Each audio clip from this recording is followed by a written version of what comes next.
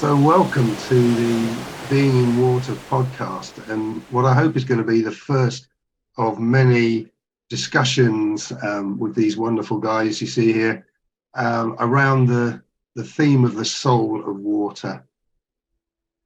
So, there's loads of other aspects about water and being in water and enjoying water and all the rest of it.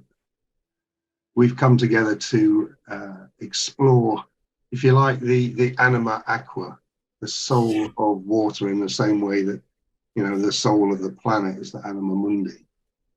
And just to see where that goes, have conversations around these slightly more esoteric levels, and also the very grounded or watered, I guess, aspects of being in water. So today is World Ocean Day, and we thought that would be a fantastic theme to kickstart this series around.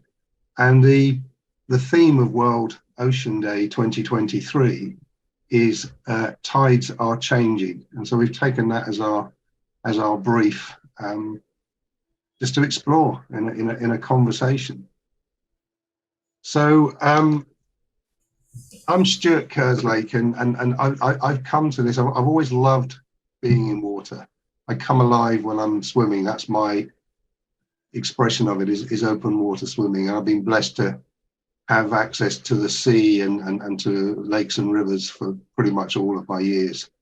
And that's what drew me to water. And I find it a very spiritual, soulful, meditative space when I'm swimming. And that, I guess, it's part of my spiritual practice as well as my physical practice to go open water swimming. And so I'd love to explore, from that context, what drew you guys to this topic. And Thurston, how about you first? Yeah, I was thinking about this earlier. Thank you, Stuart. I grew up in Bradford in West Yorkshire. And my experience of water was sleet, rain, snow, and a kind of continuous dampness, and I kind of hated all of that.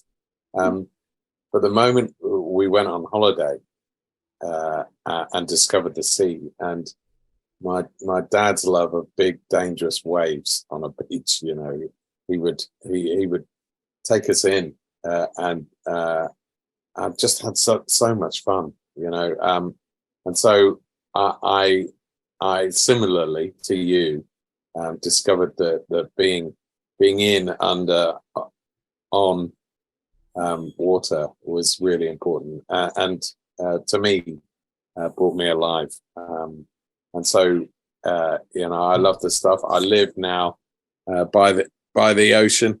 Wow. Down in West Cornwall, and I wouldn't be anywhere else but living by the sea now. That's my truth. Fantastic. Thanks, Thurston. And Ian, how about you? How about me, Stuart? Unlike Thurston, I've never been a fan of the water. Ever since I was learning to swim, I remember on a beach in England, with Pebble Beach, I remember that. My dad's got his hand under my chest. And I'm swimming like this, and he lets me go. And I nearly drown, to me, and doing that over and over again, and just hoping that he won't let me go and I can pretend I'm swimming. Yeah, and he kept letting me go. And in the end, I wouldn't do it anymore. Just would not do it. Wouldn't have a bar of it. Until really, and I went to the swimming pool, kind of learnt to doggy paddle, breaststroke and stuff, but I was never a strong swimmer at all. And then we moved to New Zealand, and all the beaches and all the water, and I tried it out, and it was fun getting bashed around in the waves and all of that. But as soon as I got out of my adolescence, I'd had enough of that. I've been caught in a couple of rips and taken out, and can barely swim. I can doggy paddle and keep myself afloat, and just for me, it became a really dangerous place, And so I'm very at home on the earth, in the hills and mountains and stuff like that, and going to rivers and things like that. But the ocean is a bit of a no-no. And got with you guys because we've done other work together. You guys have been on other projects together, and I was curious about this love of water and my reticence about it. And slowly come into a place of peace about the water. Yeah, some of that's been my own personal journey. And then starting to do research about what we're doing here, and really understanding that without water, it just sustains life. It's the soul of life. Without it, our future's a void. The future of my children, my grandchildren, my great-grandchildren. If we don't start something that's actionable now, I don't want them saying, "Why didn't you do something?" Really, And I'd love to leave some kind of legacy of improvement from having been here and being part of a movement. And so I'm really curious as to where this can take us and what we can do as a collective, as brothers in arms, as family men. Beautiful, beautiful. And so, yeah, it's lovely to acknowledge that the Maori talk about, kind of earth people and water people and bird people. And I think what we have here is probably two water people and an earth person, but we're still coalescing around this sense of this one earth that we live on, this one blue planet. And that's rather gorgeous, I think. So thank you for that, Ian. In terms of what you're seeking from this, Thurston, do you want to expand further on that as well? Yeah, I mean, in terms of us coming together, World Ocean Day, as I see it, is a call to arms. And when Ian talks about brothers in arms, we are on a mission here, and bringing people together to really experience the joy of the ocean and the marine environment is one part of it, but actually really understanding and looking to take action from what we're organising is key. My childhood hero was Jacques Cousteau, and he was inspirational, and I didn't know just how much he did, as well as inventing the aqualung and explaining the world works to world leaders. He set the ambition of protecting Antarctica totally from exploration for 50 years, and the man was magnificent. But what most engaged me was his underwater photography and his love of the ocean. So the two things are totally interconnected for me: that the love and experience of it, and the need to ensure that we protect and enhance and care about what we have. That's beautiful. That probably ties in with myself. So in recent times, I Dr. Sylvia Earle is kind of my hero in that same space. I mean, the work that she's done in the world of water is phenomenal, and the 30 by 30, she's been a guiding light in that, which is 30% of the open waters, either non-territorial waters, being protected as reserves by 2030, which has passed through the UN still needs to be ratified by the countries, but it has passed through the UN. So it's gathering momentum, and but the rallying cry from Sylvia Earle's organization, which is called Mission Blue, is no blue, no green. And it's that's really landed for me in the last few years, particularly if, 65 to 80% of the oxygen on the planet is created from the waters and waterborne flora and mangroves and other water-related flora. No amount of planting trees will compensate for the death of the oceans. So the planet will still be here, and there may still be water on it, but the oxygen breathers amongst us will not. And so that was my rallying call. So it's interesting that we have this call to arms is coming through as a theme here. So I'm picking up on the fact that it's the United Nations World Oceans Plural Day today. But I know a lot of organizations out there are just talking about World Ocean Day, singular. And that really kind of landed for me, because there is only one ocean. It's all connected. And then if you take that a stage further, that there is only one body of water on this planet, and it happens to flow through you and I. And I love in the UN, the little preview they have there, that it's in our breath and our blood. That really landed for me. And so, if I don't want to go too kind of eco warrior on this, but if microplastics are turning up in human blood now and things like of that nature, what we're doing to pollute our waters is having an impact on all of us as living creatures, because water is life. So it's not just the humans, it's all the other creatures on this planet are starting to viscerally receive the challenges of all that pollution, etc., in the waters of our bodies. And that was a real eye-opener for me.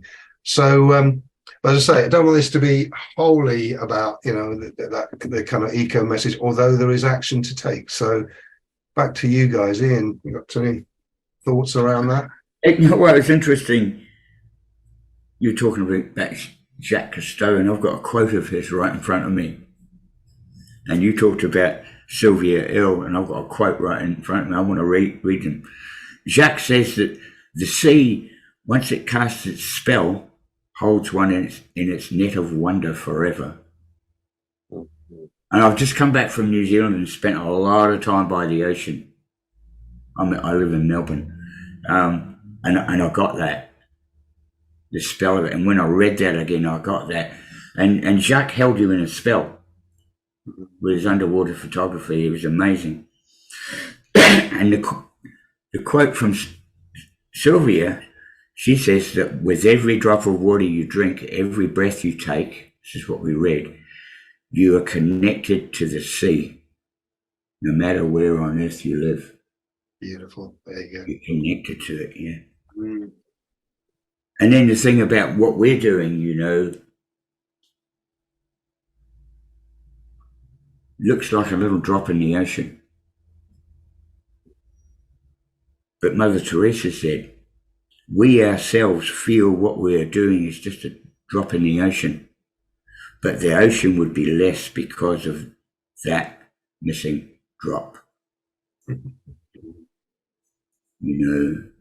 it just gives real power to what we're doing and what we're planning, what we want to bring together, and the awareness we want to bring to people. And it is important for all of us to do our little bit. Stop using plastic.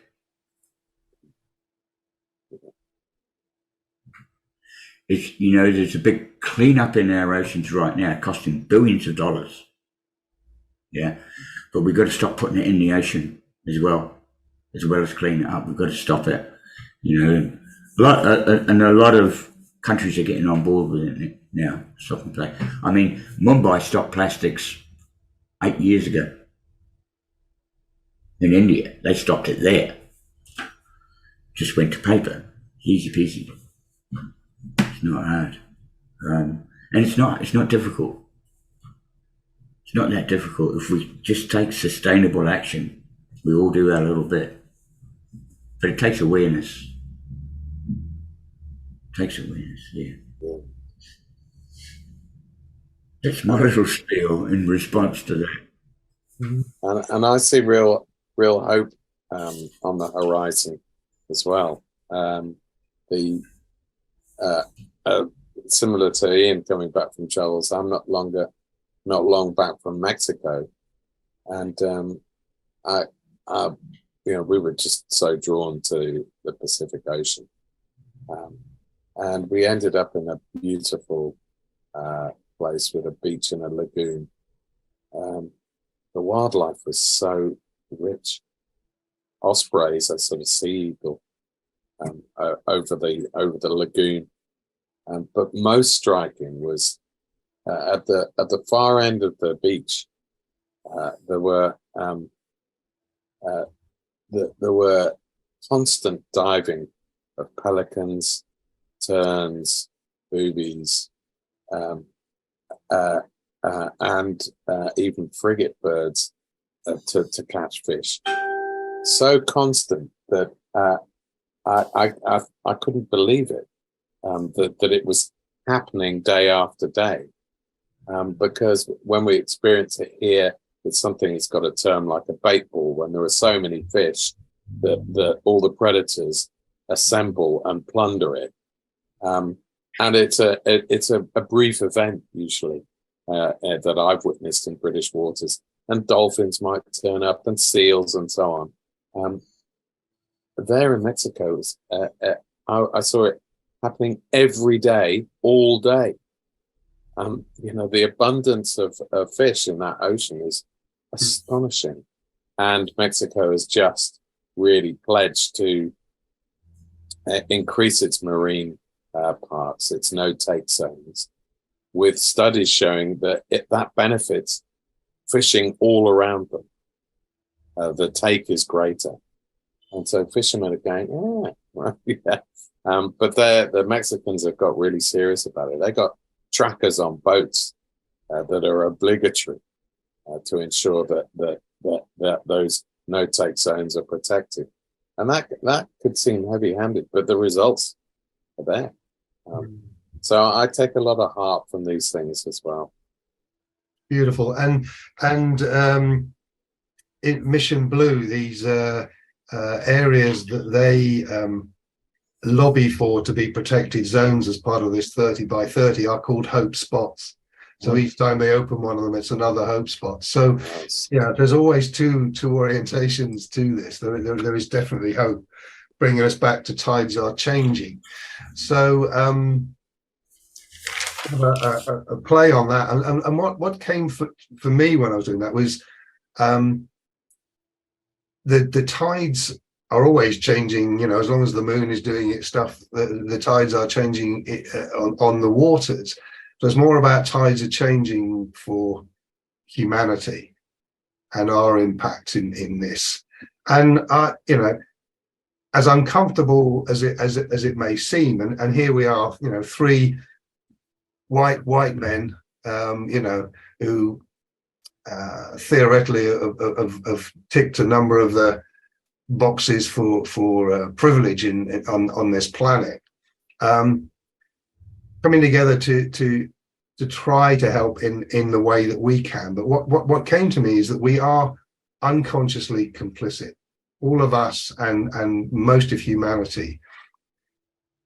We consume the products unconsciously, and for me this was a fantastic metaphor for the work that we all do, the three of us do, and it's kind of how we came together, which is that we look at the unconscious stuff and we bring it to the light. So from that awareness we can move forward, and then if we hold a vision of what we would love to see instead, then into that space wisdom arises and we can take inspired action. which is hopefully is a shorthand for the work that we all do. But in the context of this, it's like, yeah, we are complicit in this, particularly, you know, those of us from the, you know, so-called first world. So what can we do? Well, this is an expression of that for me. I don't know the science. I don't know the actions that can be taken, but I want to be a spotlight, shine a spotlight on those people that do, and that's why I'm launching this podcast. So I'd love to hear from you guys what that, you know, what that means for you, and what actions and what awareness you get from this. Well, if I may answer, I see myself as an expert on awareness and what it is. And there's two aspects to it. There's our everyday awareness where we're just plugging along, you know, on automatic, on default, in survival mode. And then there's another, like, visionary place, if you like, where we're connected to all possibility and to our own true nature as creators. And that's the kind of people, to develop people with those skills, you know, that can be, where we can go beyond our self-limitation, what we think is possible, and to be inspired, and to move on that and to inspire others. And there is a rite of passage in that as well. There's a movement, there's action to take, inspired action to take.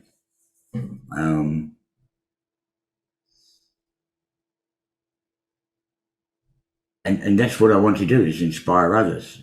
You know, because I've been inspired by my understanding of the importance of what we're on about. Yeah, the importance of water, the soul of life. And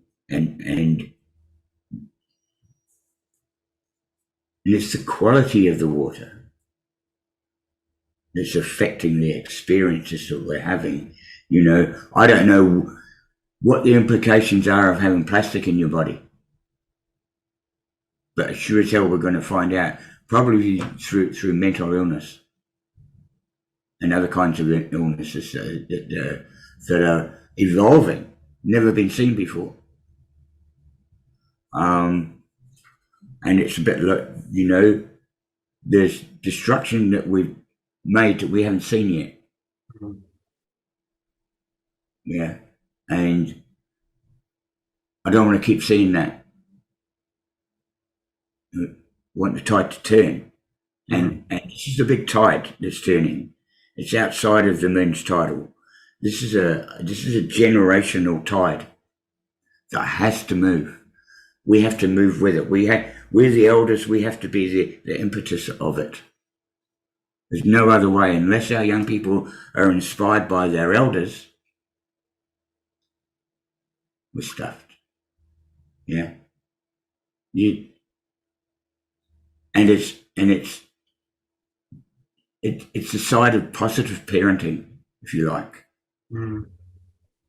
That, and many of we can bring that and inspire others, especially young.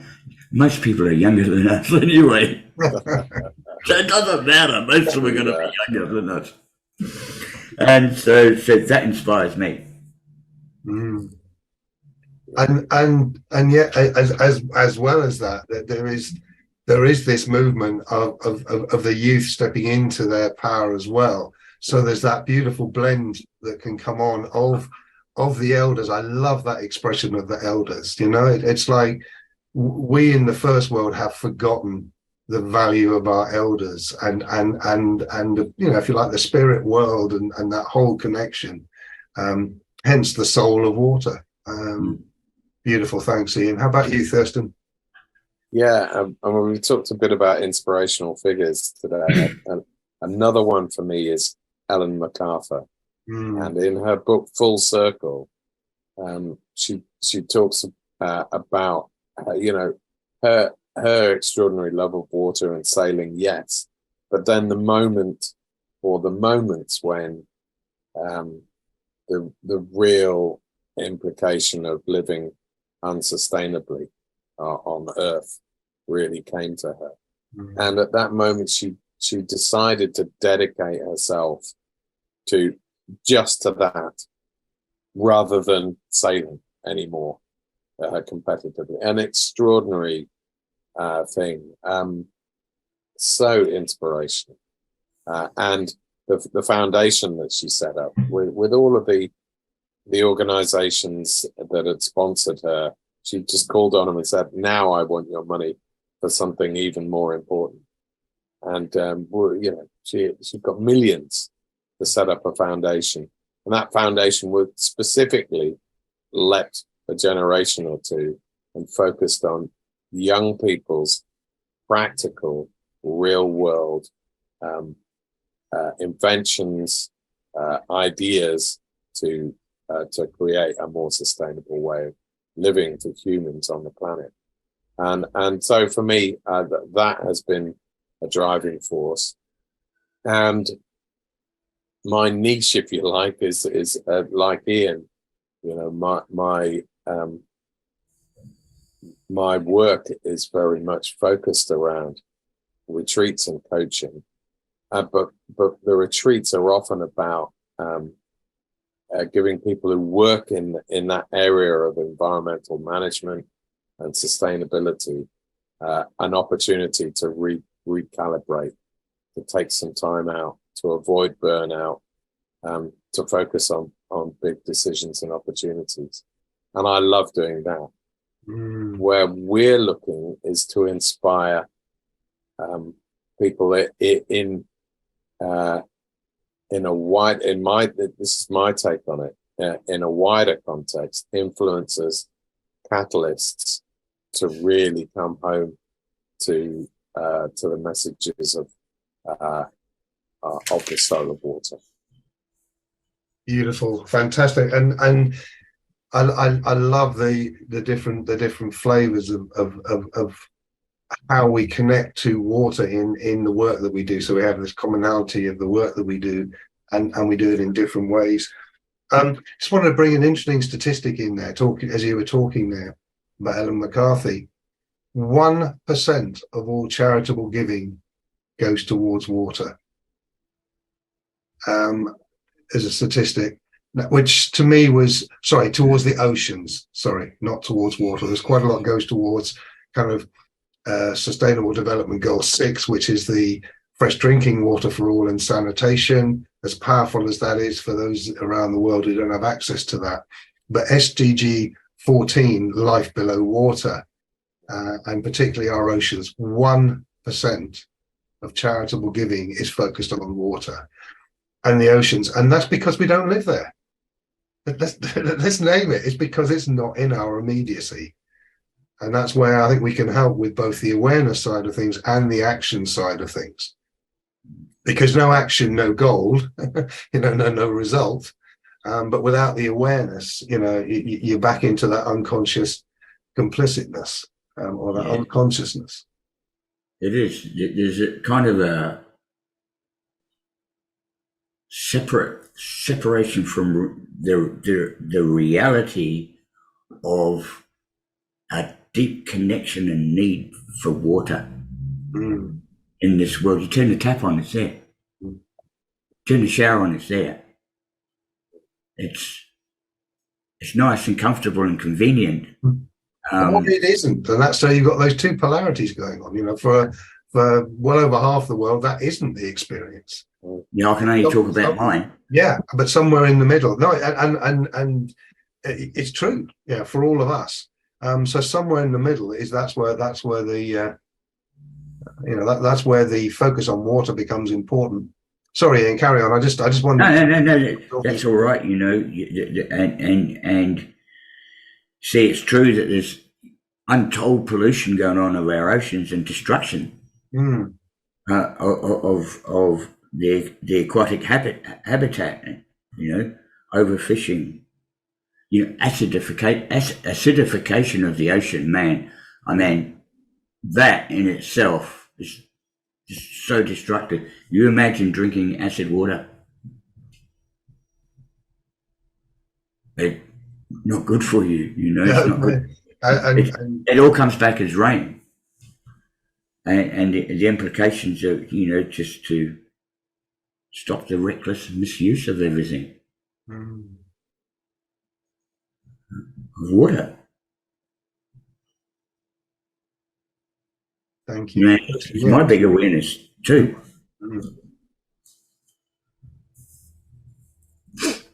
Kirsten, sorry. Yeah, no, I was just thinking about what you're saying, Ian, and you know that idea that it's so available.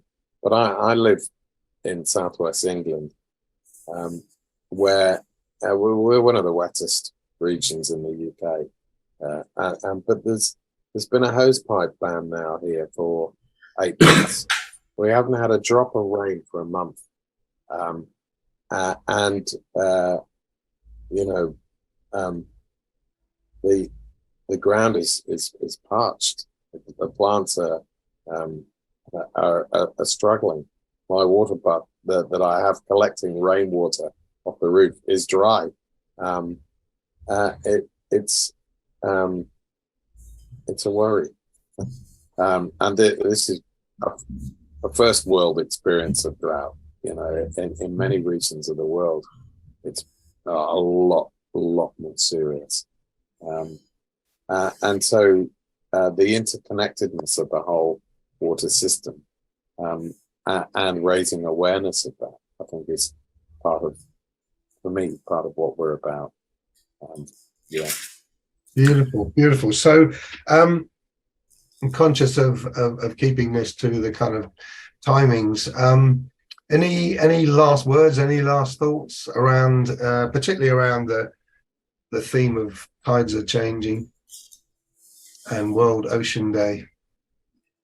I think the tide that's changing, the ocean is a common resource. It's a global common thing, you know, and it's a precious, coming to the point that it's precious. It's precious. If you can get that as precious as gold, right? To see you know, gold's precious for some things, but not a lot. And it's our duty to protect it and preserve it for future generations. Just like you would preserve the integrity of your family name. It's something to be proud of. And leave a legacy of hope. Thank you. Thurston? Yeah, I'm just thinking about our conversation today. The themes that are really striking for me right now are inspiration, taking action, and something intergenerational about our elderhood, and about the energy and impetus of our young people,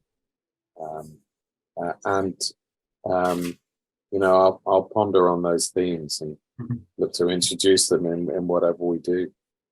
Fantastic. Thank you. And for me, it's, you know, it came up before and I was tuning into this. It is this thing of unconsciously complicit. You know, we can beat ourselves up for what we've done, or we can acknowledge that it was unconscious and now we can be conscious in our actions going forward. So that's what's landed for me. UN conscious. UN conscious. No, I think we'll go with conscious. I like to play on words, Sis. Yeah, UN conscious. Thank you very much, guys, and that's a wrap.